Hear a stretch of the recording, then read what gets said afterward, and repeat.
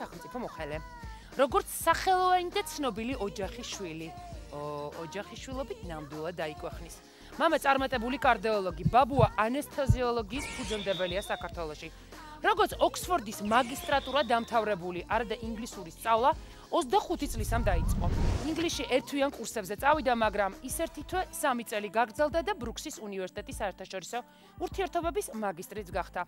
როგორც სასურველი სასიძო დაფიქრდით, უცოლო, ახალგაზრდა, სიმპათიური, განათლებული, კაი ოჯახიშვილი, თანამდებობის პირი.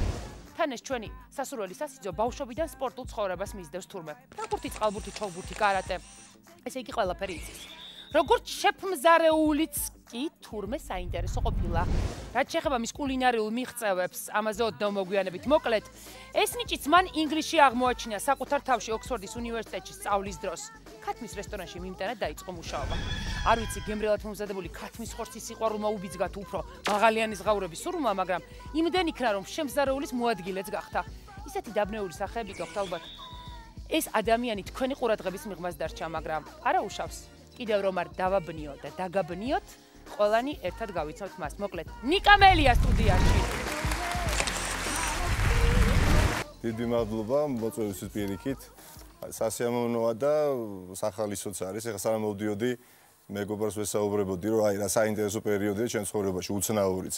ხან გამოძიებელთან ვზივარ დაკითხვაზე, ხან პროკურორთან, ხან სასამართლოში, ხან ნანუკა შოუში. აქ ჯდობი აშკარად ხო? გაცილებით ჯობია, მაგრამ ინფორმაცია მე მგონი გაცილებით მეტი გაქვს ვიდრე გამოძიებლებს? მივაწოდებ გინდა? აი ხან ახლა უყურებენ ახლა გადაცემას და მოდი დავიწყოთ იცი საიდან? წარმატებული პოლიტიკოსისთვის პირველი ნაბიჯი გადადგი მაშინ როცა დაიბადე. მაშინ როცა დავიბადე? ანუ გულისხმობთ დაბადების ჩემს არ ვიცი, დავიბადე 21 დეკემბერს. სტალინის, სააკაშვილის და ალასანიას დაბადების დღეზე. ხო, ისე მოხდა რომ დავიბადე კი. ექიმების ოჯახში დაიბადე? ხარ აზარ მელიას შვილი. ესეა. ცნობილი კარდიოლოგის.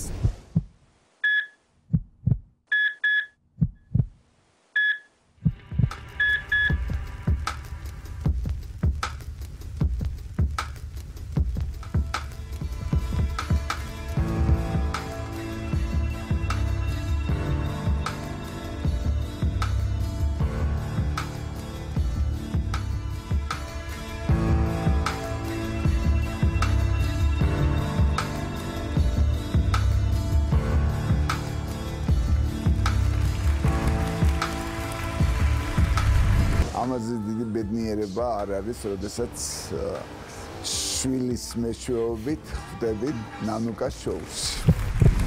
ერთის მხრივ ყოველთვის სასიამოვნო იყო და ეხლა სასიამოვნოა, მაგრამ ეს ბანალურად თუ არ გამომივიდეს, ყოველთვის რთული იყო, დღესაც რთული არის. განცდის გაურება გქონდა ყოველთვის, იმიტომ რომ ეხლა რო დავდივარ, ხვდები ხალხს, ყველა მახსენებს, რომ შენი მიშვილი ხარ, მაინც არის ეს ეხლა და ნუ ეს ნიშნავს იმას, რომ სიკეთე აქვს ბევრი ნაკეთები და ეს ხდება და ამას ვერ უარყოფ. ნუ უნდოდა ეხლა მამაჩემს რა თქმა უნდა და ოჯახს. ექიმი რა ყოფილიყავი? მან მივდიოდი ეხლა შემოგვენ ჩემი კითხვები გაქვს საკითხული. იმიტომ რომ ბაბუა გიორგი ცანავა ანესთეზიოლოგიის და რეანიმაციის ფუძემდებელი საქართველოში და გამორიცხულია რომ ბავშვობაში არ ყოფილიყო ის რომ უნდა ყოფილიყავი ექიმი. ნამდვილ სულ იყო ამაზე ჩიჩინი ეხლა. ჩიჩინი ყოველთვის აჭრის როგორც კალს არ დავეთანხმები. ყოველთვის იყო მიდი მოდი გამოდი ექიმი მინდა გამოხვიდე ცალკე ჩემის მხრიდან ნათესაობა ცალკე მამაჩემის მხრიდან იმიტომ რომ გარემოცა მართლა ექიმების იყო ყოველთვის და ეხლაც არიან თუმცა ის გადაწყვეტილება რომ არ მივიღე მაინც არ უნდა დღეს იმიტომ რომ რასაც მე ეხლა მამაჩემს უყურებდი თან იმ დროს ბავშვობაში როდესაც დაურეკავდნენ ღამე წაიყვანდნენ მოიყვანდნენ წაიყვანდნენ ზოგჯერ რაღაც მოიყვანდნენ რამდენიმე დღე ყოველ შემთხვევაში ეს სურვილი არ გამიშთა, მაგრამ მე უკვე როდესაც გადაწყვეტილების მიღება ხდებოდა, მთავარმა ფაქტორმა გადამაწყვეტია, რომ უარი უნდა მეთქვა, იმიტომ მე რო სამედიცინოზე ჩამებარებია, აუცილებლად სამკურნალო ფაკულტეტზე მოხდებოდი, მე კარდიოლოგიაში. რატომ?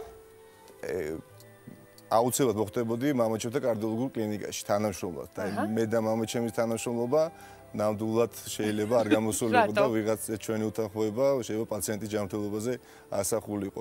არა, ნუ ხშირად არის რომ განსხვავებული აზრები გვაქვს და ერთი სიტყვით გადაწყვეტილება არ მივიღე სამედიცინოს სასარგებლოდ. თუმცა მამ ამბობს, რომ პრინციპში კარგიც იყო, იმიტომ რომ ექიმების ცხოვრება არ ეკუთვნით თავად ადამიანებსო, პაციენტს ეკუთვნისო და რაღაცნაირად თითქოს ენანებოდი ამ პროფესიისთვის, იმიტომ რომ ფიქრობდა, რომ თავიდან ბოლომდე ეს წაგართმევდა ცხოვრების დიდ ნაწილს. ამას ამბობდა მართლაც, ხშირად ამბობდა, დღესაც ამბობს, რომ რეალურად ეხლა ძალიან ვაფასებ ექიმებს. ძალიან ბევრი ექიმს ვიცნობ ამ ოჯახიდან გამომდინარე და მართლა რამდენადაც მადლიანი პროფესია, იმდენად ძალიან რთულია და მოწოდებით თუ არ იქნები ექიმი, ხა ბებია ჩემ მაგალითად მეგრელი ბებია, ყოველს მეუბნებოდა რომ ხო როგორ ხედავ შენში ექიმს, აი ლამაზად მოგიხდებოდა ეს ამბობდა, ხალათი თეთრი იმის მიღმა არ აინტერესებდა ხა რამდენად კარგი ექიმი გამოვიდოდი, მაგრამ ყოველთვის იყო ამაზე ჩიჩინი მართლაც, მაგრამ არ უნანო არანაირად რა. ნანოფ იმაზე რომ ჩიჩინმა გაამართლა მაშინ, როდესაც მამამ გამოგიყვანა ფეხბურთიდან. ამას მაგრად უნანობ, იმიტომ რომ მე ვფიქრობ, რომ არაფერი ისე არ მიყვარს ცხოვრებაში როგორც ფეხბურთი. სპორტი და განსაკუთრებით ფეხბურთი, შემიძლია თქვა, რომ აი რელიგიაა ჩემი, როგორც ამბობენ ფეხბურთი, იმიტომ რომ დღემდე ამ სპორტით სახეობით ცხოვრობ და გამომიყვანა უცნაური გარემოების გამო, ეხლა წავედი. იმიტომ რომ მოატყუა. მოვატყვილეთ იახე, ბევრი ინფორმაცია ეკოთ. მოვატყვილე მე და ჩემი მეგობარი დავდიოდით, რომელსაც გააგრძელა და მეორე წლაში ვიყავით. 3:30-ზე იწყებოდა სკოლა და გვეზარებოდა წასვლა სკოლაში და მოვიფიქრეთ ესეთი რამ რომ თითქოს და შევეჯახეთ ერთმანეთს და ტვინის შერყების ნიშნებია, სიმპტომები და ეს დამაწვინეს ახლა სახლში, არიქა მამა ჩემი მოვიდა სამსახურიდან მახსოვს, 2 დღე, 3 დღე, 4 დღე, 5 დღე წევარ და ხედავ ამ ჩემ მეგობარს უკვე ეზოში თამაშობს ამ ფეხბურთს, იმიტომ რომ ბებიასთან ცხოვრობდა ჩვენ და მარტივად გავიდა ფონს და რეალურად ახლა ბოლოს რო უთხარი რომ ახლა ამაყენეთ ახლა როდესაც უნდა ვიწევ, იმიტომ რომ ესეთ შემთხვევაში ადგილი არ ქონია, დამთავრდა ჩემი ფეხბურთის ამბები იქ. თუმცა მამა ძალიან ყვაყოფილია რომ გამოგიყვანა, იმიტომ რომ ფიქრობს რომ ფეხბურთს გაყვებოდი ისე მაინც რომ იცოდე. წყალშიც დასდევდი ბურთს. წყალშიც იყო ნამდვილად, დავდიოდი აქაც მეგობრებთან ერთად წყალბურთზე, მაგრამ როგორც ეს უნიკალურად ყველაზე ვრცელდებოდა იმ პერიოდში, პრობლემა იყო, როგორც ყველა აღნიშნავს, ვინც დავდიოდა წყალბურთზე, წყლის პრობლემა იყო და რეალურად აქ ჩემდა აქ თქვა წინასწარმეტყველმა კი და მართლაც ესეთი პრობლემა იდგა და წყლის ნაგივრად ეხა დარბაში ფიზკულტურით ვიყავით დაკავებული და რენე აბჟერდაძესთან მიგიყვანეს ჩოგბურთზე. კი მახსოვს, მაგრამ პირდაპირ თქვა ამისგან ჩოგბურთელი არ გამოვაო რეალურად. როგორი იყო ექიმების ოჯახში რაღაცნაირად ცდელობა იყო იმისა, რომ ყველაფერზე ეტარებინათ, შვილი ყველაფერი გაეკეთებინათ, იმიტომ რომ მე ვიცი რომ დედა სამსახურიდანაც კი წამოვიდა, იმიტომ რომ მთელი დრო შენთვის დაეთმო. კი, ნამდვილად ესე იყო, მაგრამ მიუხედავად იმისა, რომ ყურადღებას მაქცევდნენ, მაინც მე ვფიქრობ ჩემი ოჯახი არ განეკუთვნება იმ ოჯახთა კატეგორიას, რომელიც შვილს აქებე. ყოველთვის მე დღემდე ქება დიდება ნამდვილად არ მესმის, რაც ერთი მსხვილი კარგიც არის და არ ვეთანხმები იმ კატეგორიას, როდესაც შეიძლება შვილი აქო სახალხოთ და მიუხედავად იმისა, ყურადღებას მაქცევდნენ, ძალიან რთული პერიოდის გავლაც მიწევდა, ასე რომ ესე არ იყო მარტო ევარდებით მოფენილი. ადვილი არ იყო. საერთოდ არ მიყვარს, როდესაც მშობლები შვილებს აქებენ. თვითონ შვილი უნდა მოიქცეს ისე რომ თქვან რომ რა კარგი ბიჭი ყოლია ანზორ მელიასო. მე ნიკათი ყოველთვის ვამაყობდი. შემიძლია დავიფიცო, დედას ვიფიცებ ამ ხელა კაცი დღესაც. დავიფიქრე რომ პირველად ნიკას ვაქებ ნანუკას შოუში. არასოდეს ნიკა არ მიქია და ალბათ თვითონაც რომ გაიგებს ამას, თვითონ ცუდად გახდება. ბავშვობაში იყავი მეეზოვე. ამბობენ რომ კარგი. კი, რატომღაც მიყვარდა ეს პროფესია და აი იყო საფრთხე რომ გამოსულიყავი პროფესიონალი მეეზოვე, მე მგონი, იმიტომ რომ სადაც ხედავდი აქანდას და ცოცხს ყველგან მიჩეუდგებოდი საქმიანობას. კარატეზეც გივლია. მამაც ცდილობა ქონდა კარატეზე სიარულის, მაგრამ მახსოვს კარატედან მოვედი, მაშინ ბუმი იყო, მეტი არაფერი არ ხდებოდა და როგორც პატარა ბავშვს, აბა რაილეთი გასავლესო და წამოწოლილი იყო მახსოვს. და ვარჯიშობდი მამაჩებზე და მახსოვს იოკო გერია, კარატისტებმა იციან ესეთი დაარტყვა ბრუნვით და ცოტა ძალიან კარგად მოვტრიალდი ეთყობა და მახსოვს თქვენ ნახევარი თაბაშირით დადიოდა. ამბობენ რომ ლიდერის თვისებებით გამოირჩეოდი ბავშვობაში, ბავშვებიდან ყოფილხარ სამართლიანი, ობიექტური, ვერიტანით რომ ვინმეს ჩაგრავდნენ, ფიზიკურად ყოფილხარ აი ესეთი დაახლოებით აი ამ მოცულობის ბავშვობიდან. შესაბამისად. ხშირად ერთობოდით რომ ეგ ჭუბებში თუ ბიჭები იქ ვინმე ჩაგრავდა და განსაკუთრებით თუ ისეთი მომწროტანის იყო, ამას ვერიტანდი თურმე თუ ესეთ ადამიანებს ჩაგრავდნენ. მოკლედ, ხან ფეხი ქონია მოტეხილი, ხან ხელი მოტეხილობებით თურმე ხშირად ქონია ბავშვობიდან, მაინც რომ იცოდნენ გამომძიებლებმა, ბავშვობაც ხომ უნდა იცოდნენ. ეს დეტალები არ იციან ნამდვილად. არ იციან? ერთ დეტალს გამოვაკლებ ხა მე აქ კიდევ მე ცალკე გეტყვი რა ვიცი კიდე 15-16 კლასსაც გავასწროთ. მოკლედ, მუსიკა ნოტების გარეშე თურმე რაღაცებს უკლავდი, მაგრამ ცდელობა ქონია, იმიტომ რომ დასთან დადიოდა თურმე მასწავლებელი და ჩვენთან დადიოდა სახლში, მახსოვს ნუგზარი მასწავლებელი, ნოტები არ ვიცოდი, წარმოდგენა არ მქონდა. და მასწავლებელი და დაკვირზე თითებს მომკიდებდა და აი დავარტყი ესე მარჯვნივ, მარცხნივ და 1-3-4 რაღაც კომპოზიცია მასწავლა, მაგრამ წარმოდგენა არ მაქვს ნოტების. და როგორ სად არის ეს ადამიანი მართლაც მინდა მოვძებნო ისე, იმიტომ რომ რეალურად უნიკალური ნიჭით იყო დაჯილდოებული, იმიტომ გვასწავლი და თან უბანში დადიოდა 5-6 ჩემს კლასელებთან, უბნის მეგობრებთან და ოჯახებში ნუცუბიზეზე ცხოვრობდა, მახსოვს, არ ვიცი თუ მოიყურებს ახლა. ან წარმოდგენა არ მაქვს ნოტების, მაგრამ ნუ ეხლა შემიძლია 3-4 მის დამსახურებით რა. იუმორის გრძნობით ხშირად გამოყავს კრიზისული მდგომარეობიდან სიტუაციები, მაგრამ წყობილებიდან გამოყავ დეს გინებას. ხო, დედის გინებას ალბათ ძალიან ბევრი გამოყავს, ხო? ხო, ბუნებრივია, მაშინ არაჩვეულებრივი არაფერია. ძალიან რთულია და აი ბოლოს კვირის 10 დღის წინ მქონდა ესეთი შემთხვევა, გაუცებული ვიყავით ან ესეთი კოლექტიური დედის გინება, სადაც იყო ძალიან რთულია მოსასმენად ნამდვილად, მაგრამ ნუ ალბათ ესეც უნდა ნახოთ. იმედი აღარ განმეორდება, მაგრამ ყოველ შემთხვევაში სასიამოვნო არ იყო. პირველი სიყვარული მეზობლის გოგო შეყვარებია. ძალიან უცნაური სიყვარული იყო, იმიტომ რომ იმდენად ეთყობა ვიყავი ამ გრძნობაში, რომ რეალურად ვერ გამოვხადავდი. ანუ მე არ ვარ ზოგადად ხე მორიდებული და არაკომუნიკაბელური, მაგრამ აი ამ შემთხვევაში ძალიან დანახვისას რეალურად ხმას ვერ ვიღებდი. ეს იყო მახსოვს რაღაცა პერიოდი. ძალიან გამეხარდა კი არა და გამიკვირდა, არ ვიცი, კავაინში კი ყოფილხარ, უშიშრობის აკადემიაში კავაინში ყოფდი, თურმე და არც თუ ვირიგოთ, მაგრამ უშიშრობის აკადემია შენ ცხოვრებაში პრინციპში ეს არის ეტაპი, საიდანაც იწყება მთავარი ეტაპი შენი ცხოვრების. დაგარიდა ოჯახმა ქუჩას, ამიტომ აირჩიეს ძალიან კარგი ადგილი. ნამდვილად ესე იყო. უშიშრობის აკადემიამ ძალიან ბევრი მოგცა მაშინ 97 წელი იყო და ხა რა ხდებოდა ხა მე რაიონებით იყო თბილისი და ბუნებრივია ხა ოჯახი ნერვიულობდა რომ სამოქალაქო სასწავლებელში უნივერსიტეტში ჩამებარებია, ნუ ფიქრობდნენ რომ იმ დროს მე ასაკიდან გამომდინარე ხა კიკინები მიჭერდა, ისედაც არა მეტაფორულად ისედაც მიჭერდა, მაგრამ ყოველ შემთხვევაში გამოჩნდა ესეთი სასწავლებელი, ჩვენი საერთო მეგობარი, მე და ჩემი საერთო მეგობარი სწავლობდა და როდესაც ჩემ ადამ გაიგო მოყვა ოჯახში რომ არის ესეთი სასწავლებელი, სადაც შეიძლება არ მხოლოდ ისწავლოს, არამედ იგი ცხოვრებსო.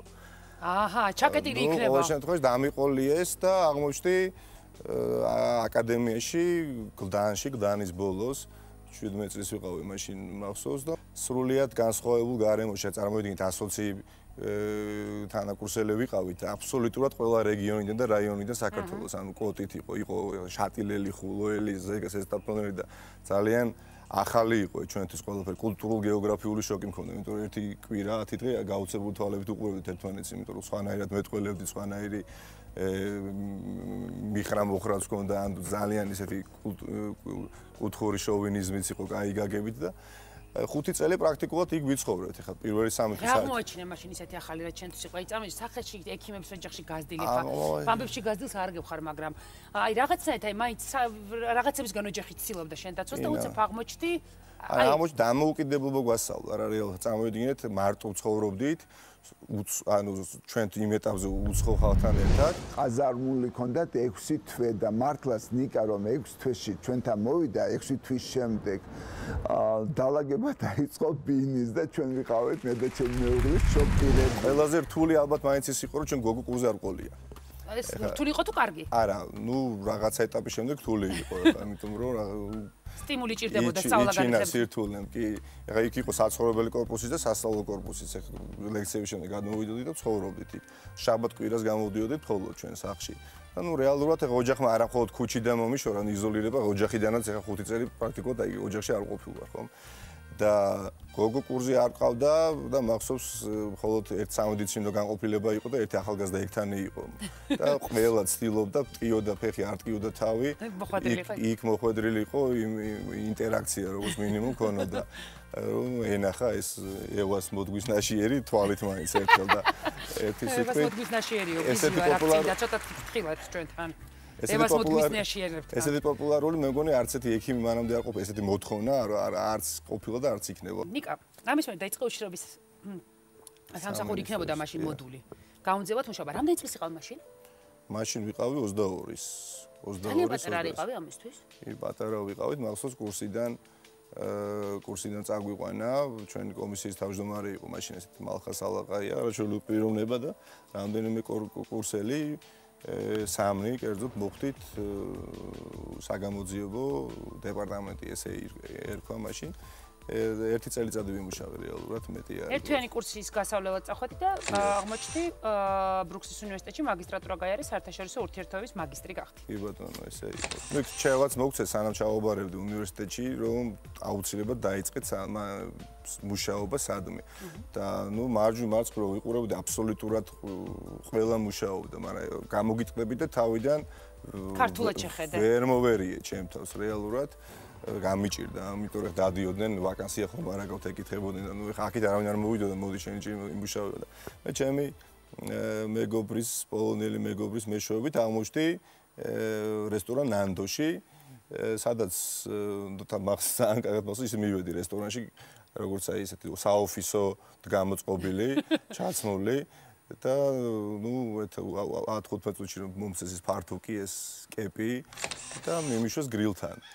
და ნუ რამდენიმე დღიანი ტრეინინგის შემდეგ მე სხვა ქალაქშიც გადაგვიყვანეს, ნუ ერთ თვით დამნიშნეს, აი ესეთი მიდგომა აქვს, დამნიშნეს გრილა და წვამდი ამ მარინირებულ ქათმებს. მეთაკილებოდა თავიდან გამოგიტყე, თავიდან მიჭირდა, განცდა მქონდა რომ აი ვინმე ქართველი არ შემოვიდეს რესტორანში, ამ დროს ხან გრილთან იდექი, ხან სალვაროსთან იდექი და ნუ აი ეს პრობლემა მქონდა თავიდან, ეხლა ბუნებრივია, არ ვიყვილები ამას, მაგრამ მე ესეც ეს ქართული რაღაცა არანორმალური მიდგომა ალბათ და მე ბედნიერი ვარ რომ მომიწია იმ პერიოდში იქ ყოფნა და მუშაობაც, იმიტომ რომ ბევრი რამე გადავაფასე და მახსოვს, როდესაც ჩამოვდიოდი საქართველოში მივდიოდი მაკდონალდში და აი ჩემს გავსად იქ დასაქმებულებს აი ყოველთვის ხანაერად ვეპყრობოდი ვიდრე მანამდე იმიტომ რომ დავაფასე რეალურად მათი შრომა. ანუ წავდი ქათმებს. წავდი ქათმებს, ფრთებს, ყველაფერი ქათმისგან რაც შედგება. ქათმის და მარინირებული იყო ეს. ამ დროს პარალელურად ცხოვრება შენი სავსე იყო ისეთი დაატვირთული ამბებით ირანელი გოგო გიყვარდა? კი, მიყვარდა დაახლოებით თითქმის მთელი ჩემი ყოფნის პერიოდში ხეითად ვიყავით ლონდონელი წარმოშობით ირანელი. ნამდვილად ეს მე მითხრეს რომ ის მზად იყო შეეცვალა სარწმუნოება ქორწინების შემთხვევაში. მზად იყო ნამდვილად იმდენად უკვე მომწიფთა სიტუაცია მაშინ მახსოვს რომ ამაზე საუბარი ჩამოვარდა და მზად იყო ნამდვილად. მაგრამ ბოლოს მაინც ჩვენ ვისაუბრეთ, მახსოვს, სადღაც მაინც დავინახეთ ის პრობლემები, რაც შეიძლებოდა ჩვენ მქონოდა ეთყობა მომავალში. და მართლა მოგიკითხათ აგვისტოს ომის დღეებში? კი, ნამდვილად მოგვიკითხა, გულშემატკივარია საქართველოსიდან, ნუ ჩემი ბუნებრივია, მიზეზი აქვს საკმაოდ ობიექტურის და სუბიექტურიც. უშიშრობის საბჭოში დაიწყო მუშაობა 2006 წელს, როდესაც ლონდონიდან ჩამოხვედი. კი ბატონო. ახალმა დაინიშნა თუ არა გაგანთავისუფლა სამსახურიდან? იყო ესეთი შემთხვევა. 2 კვირა ელოდებოდი, სპეციალურად დადიოდი სამსახურში მოხსნილი, იმიტომ რომ მისთვის პირდაპირ გეთქვა, რასაც ფიქრობდი მასზე და რას ფიქრობდი ლომაიას. არა, მე მარტო დიდი სურვილი მქონდა, რომ ის არ წამოსულიყავი, ყოველ შემთხვევაში რომ არ მენახა და ერთად ჩემმა თანაშრომელმა და ძალიან ახლობელმა ადამიანმა დღეს ყოველ შემთხვევაში ყველაფერი გააკეთა, რომ მე იქ მოხვედრილიყავი და მოხვდი. და უთხარი ყველაფერი, რასაც მაშინ ვფიქრობდი და მათ შორის ეხლა ისიც უთხარი, რომ ჩემთვის გაუგებარი იყო, თუმცა გავავალთ რაღაც პერიოდი და აუცილებლად შევხვდებით ერთმანეთს. ჯერჯერობით ვერ შევხვდით, მაგრამ შევხვდებით ალბათ ერთმანეთს. სამსახურიდან მოხსნა ხათუნა კალმახელიძე. რა დაგიწუნა კალმახელიძე? კი, ესეთი შემთხვევაც იყო. ხო, საერთოდ რომ მე კარგად ჩაგეწერება, მაგრამ მაინც. ნუ კალმახელიძეს შემთხვევაში მართლაც თვე და 7 დღე ვიმუშავე მხოლოდ და არ უნდა არანაირად რომ მეტი არ ვიმუშავე, გულწრფელად ვამბობ და არასოდეს არ დამიმალია. ვინაიდან იუსტიციის სამინისტროდან გადასული ვიყავი და ყოველ შემთხვევაში დიდი სხვაობა დავინახე საკითხების სად მიდგომაში და ეთყობა ძალიან აქტიურად ჩავები, რაც შეიძლება მისთვის მიუღებელი იყო. ყოველ შემთხვევაში ძალიან კარგად არ დავშორებულოთ ერთმანეთს, რასაც არ უნდა ვნობ დღეს არანაირად. ზურაბადეიშვილთან რამდენი ხანი მუშაობდი? ზურაბადეიშვილთან მუშაობდი დაახლოებით 4 წელიწადი სისტემაში, აქ 3 წელიწადი, აქედან ბოლო 2 წელიწადი მქონდა ურთიერთობა, ესეთი სამსახურიობრივი. იმიტომ რომ მე მითხრეს პროკურატურაში ჩემი ჩიტები ხომ დაფრინავდნენ ხომ იცი? და მითხრეს რომ ეს იყო ადამიანია, რომელიც სადღაც შეხვედრებზეო, ძალიან უხერხულ მდგომარეობაში ჩავარდნილოთ, როდესაც აბსოლუტურად რადიკალურად განსხვავებული თავის მოსაზრება შეეძლო ესე ყვახეთ ეთქვა. ამას არაერთხელ უხერხული სიტუაციები შეუქმნიაო, ანუ იყო ესეთი შემთხვევებიც ნამდვილად რაც ალბათ უჩვეულო იყო შეიძლება ახლა კონტექსტში, მაგრამ არასოდეს ვფიქრობ და ეს ჩემი ცხოვრების პრინციპია, ჩემ სათქმელს ვცდილობ რომ ყოველთვის თქვა და თუ კი რამეზე ვნანობ ახლა მასთან მიმართებაში არის ის რომ მეტი რატომ არ ვთქვი დაუშვათ ამაზე ნამდვილად ვნანობ, იმიტომ რომ შეიძლება ეს მისთვისაც საინტერესო ყოფილიყო, რომ მე მეტი მეთქვა. 79 წელს თუ დაიბადე, 33 წლის ხარ. დიახ. რაღაცა ყველაფერი მოასწარი, ნიკა? გარბენი მაქვს, როგორც მანქანას აქვს, შეიძლება 2 წლის იყოს და ბევრი გაირბინოს, აი ესე გვაქვს. ერთი რაც იყო კარგი ნამდვილად, ერთ-ერთი რაც იყო კარგი, ის დღესაც შეიძლება ვიღაცას ეგონოს, რომ მე სხვადასხვა თანამდებობებზე ან სამსახურში თუ კი მიმუშავე, ეს მამა ჩემის დამსახურება იყო, რაც ახლა თვითონაც გაიცინება. აი, ნამდვილად ყოველთვის ეწინააღმდეგე, ახსოვს ეროვნულ ბიუროში მუშაობისას მახსოვს რამდენიმეჯერ უთქვას, რომ რამდენიც გაქვს ხელფასი 2 მინუტის მოხსნა, მოდი გინდა წამოდიო, ეს პირიქით მახსოვს. ანუ პირიქით იყო ყოველთვის. კარგი იყო ის, რომ რეალურად გასაქანი ჰქონდა ახალ თაობას, თავის დროზე სტაჟიორებს მე საქმდებოდნენ და ესე იმედია ეს ტენდენცია გაგრძელდება ყოველ შემთხვევაში, ეს რაც დავინახე იუსტიციის სამინისტროში, ესე იყო. მამასთან ესე პოლიტიკური შეხედულებებიც განსხვავებული გაქვთ, როგორც ჩიტმა ამბავი მომიტანა და რადიკალურად და სახში ცხარე დებატები გაქვთ. განსხვავებული გვაქვს. განსხვავებული გვაქვს. ორი შესასვლელი აქვს ჩვენ ბინას, ერთი ეზოდან ერთი ქუჩიდან, ძალიან ხშირად ისე ხდება, რომ გავიგებ იქით ხარესა, მე აქ ხარიდან გავდივარ. ეს რომ აცდე დებატებს? გააჩნია ხო რამდენად ის არის ტემპერატურა აწეულია. როგორ მიიღო მამამ როდის გამგებლად დაინიშნა? ხო, სხვათა შორის პირველი სამსახური იყო, რომელიც მოიწონა. ბუნებრივია, გადახედე ნიკა შენს წარსულს. ხო, პირველი კალმახელიძესთან მუშაობა რომელ ეტაპზე უნდა მოეწონებინა? ან სისტემას გულისხმობ, პენტენციალური სისტემა ძალიან ისეთი რთული სისტემაა. და ხა დაიწყე ძალიან მისთვის ნორმალურ სამსახურში მუშაობა, ხო? იყო პირველი მეც გამიკვირდა სხვათა შორის მის რეაქციიდან გამომდინარე, რომ პირველი სამსახურია, რომელიც მართლა ადამიანურია, იმიტომ რომ იქ გიწევს მართლაც სასიამოვნოა ხალხთან ურთიერთობა და შესაძლებლობის ფარგლებში შეგიძლია დაეხმარო და ეს მართლა თუმცა ვფიქრობ, რომ წინ მიუხედავად იმისა, რომ ხა ჟღერს შეიძლება ახსულების ეროვნული ბიურო ის იქაც ძალიან ხო ჟღერს მართლა ცუდა და ყოველთვის ახსულების ეროვნული ახსულებს საშინელ რაღაცებზე ახსულების ბიურო. ანზორ მელიას შვილი ხარ. მაინც. ანზორ მელიას შვილი ხარ მაინც. როგორ გონია შენი შვილს ეტყვია, რომ ნიკა მელიაშვილია? არ ვიცი, ყოველ შემთხვევაში ყველაფერს მამაჩემ მართლა რაც იცხოვრა, რასაც ეხა ვუყურებ რეტროსპექტულად, ხვდები რომ სწორედ იცხოვრა და ეს ანაღლებს ეხა ადამიანი ყოველთვის იმ პოზიციაში იყო, როდესაც ის ეხმარებოდა სხვებს თავისი პროფესიიდან გამომდინარე და ზუსტად იმიტომაც ნერვიულობდა, რომ ხა მე ვიყავი ისეთ სამსახურში, ვინც ვიღაცას რაღაცას უყიდიდა, მაგრამ ნუ ეს ესეთი სამსახური იყო სასწაულად, ყოველთვის არის იმისი საშუალება და შანსი, რომ სწორედ იცხოვრო, რაც არ უნდა რთული იყოს, ნამდვილად ესე არის და დღესაც ზუსტად ისეთივე პერიოდია. საკუთარი ბედის ჭედელი ყოველთვის ვართ ჩვენ, მეც და ასე რომ. და ბოლო კითხვა, რასაც ყველას უსვამ აი აქ რესპუბლიკა ბანკის ოთახში, როდესაც სტუმრები არიან. რა არის მაქსიმუმი, რის გაკეთებაც გინდა? რასაც რო გააკეთებ, ჩათვლი რომ შენი მისია შესრულებული გქონდეს. ყველას ჩვენი მისიები გვაქვს, ხო მისია სიტყვა ისე ჟღერს, მაგრამ ყველას რაღაცა პატარა, დიდი, საშუალო ყველას ჩვენი მისია გვაქვს. როგორ გონია, აი რა გინდა რო გააკეთო, რომ ჩათვალო, რომ შენი მაქსიმუმი გააკეთე. დღევანდელი დღიდან გამომდინარე და არა მხოლოდ დღევანდელი, ახლა მთელი აი სიძულვილი სამწუხაროდ რაც და კონფრონტაცია რაც დღეს არის ხალხში ერთმანეთის მიმართ და არის დიდი დოზით ეხლა მოვატყულებთ ერთმანეთს ბედნიერები ვიქნებით თუ რაიმე როლს ვითამაშებ რომ ეს ამ დოზით არ იყოს რა ნამდვილად იმიტომ მთელი ჩემი შეგნებული ცხოვრება რაც მახსოვს ვიღაცას მისდევს მოსაკლავად ვიღაცა გაიქცევა ვიღაცას დაიჭერენ და ეს აისახება ძალიან უარყოფითად ჩვენს შემდგომ თაობაზე და აი ამ როლს რამენაერად თუ კი შევასრულებ ვიოტისოდენად მაინც ძალიან ბედნიერი ვიქნები იმიტომ ხედავ ძალიან დიდ და საწყენია სიძულვის ხალხს შორის ქართველებს შორის რაც მართლა საწყენია მეგობრებს შორის ჩემს გარემოცვაში ვინც არის იმათ შორის და ეს სასიამოვნო სანახავი და გადასატანი არ არის მაგრამ მე ვფიქრობ რომ რაღაცა დოზით შეიძლება შევძლო ეს ნახოთ რა ყოველ შემთხვევაში ჩემს მიკრო სამყაროში ამას გავაკეთებ ძალიან დიდი მადლობა წარმატებებს მადლობა